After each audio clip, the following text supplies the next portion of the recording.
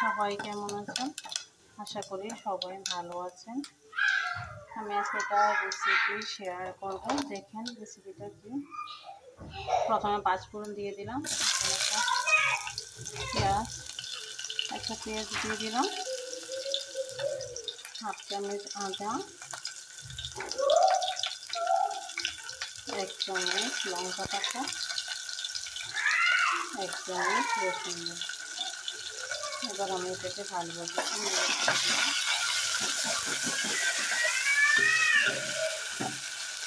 Mix করে নিতে থাকি।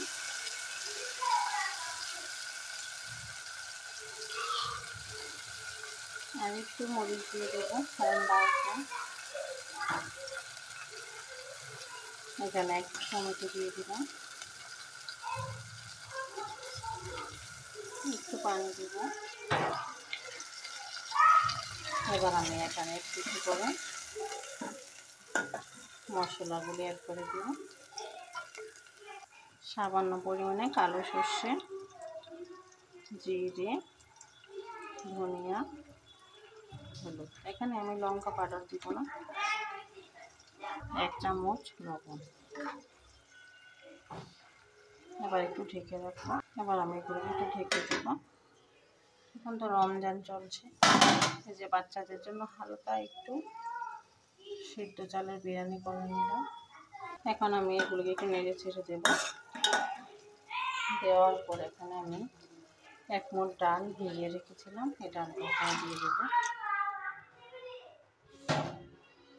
দিয়ে এখন আবার একটু নেড়ে ছেড়ে দেবো। আজকের লাউটাতে আমি কোনো মাংস অথবা মাছ কোনোটাই ইউজ করবো না, জাস্ট নিরামিষ বলতে পারো। নিরামিষ একটা লাউ। এখন আমি এটাকে আবার ঢেকে দেব। আমি দেখি এখন বলক চলে আসছে। এখন আমি আর একটু নেড়ে ছেড়ে দিব। বেশি পানি অ্যাড করিনি, কারণ এখানে তো লাউ থেকে পানি ছাড়বে, সেই জন্য। আর এখানে দেখো বছরের শেষে গাছে আমি গাছটা কেটে নিয়েছি।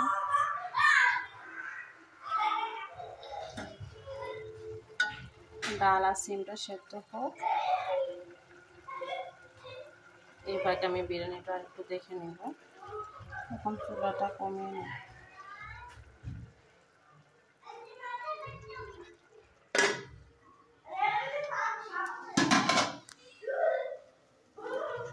মুরগির মাংস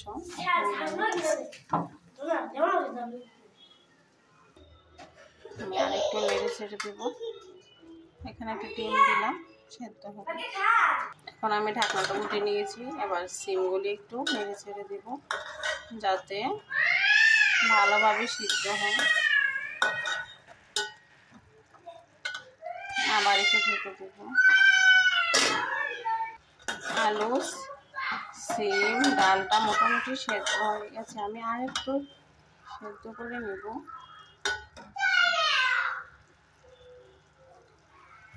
এখন আবার একটু ঢেকে দেব। এবার আমি এখানে লাউটা, কেটে রাখা লাউটা আমি দিয়ে দেব। বেশি না, অল্প সামান্য একটু লাউ। এবার আমি আবার একটু ঢেকে দেব।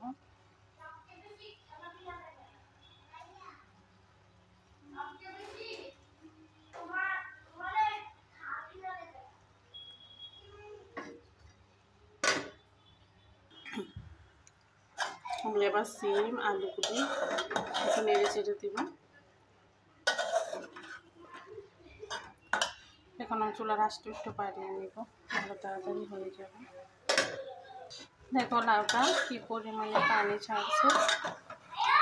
এখন আমি আর একটু কষিয়ে নেব ভালোভাবে।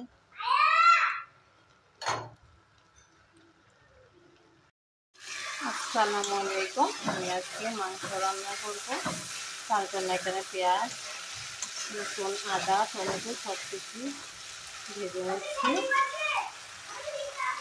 সামান্য পরিমাণে লঙ্কা গুঁড়ো দিয়ে দেব, কালো সর্ষে বাটা, জিরে, ধনিয়া, হলুদ ভালোভাবে মশলাগুলো আমি ভেজে নেব। তেল ছাড়া অবধি ভাজতে থাকবো। এখানে দেখুন গরম মশলা অ্যাড করে দিলাম, সব কিছু পেস্ট, মানে বাটা মশলাটা কম ইউজ করি। মশলাটা দেখো তেল ছেড়ে দিয়েছে। এখন আমি এখানে মাংসটা অ্যাড করে দিব। মাংসটা প্রথমে একটু সেদ্ধ করে নিয়েছি, আমি ভুনা করব, ঝোড়া করেছি। সবসময় এক রকমের মাংস খেতে ভালো লাগে না, তাই আজকে একটু অন্যরকমভাবে ট্রাই করবো। আমি এভাবে মাংসটা ভুনা করে নিব লাল লাল করে। আল্লাহ হাফেজ, সবাই ভালো থাকবেন, সুস্থ থাকবেন।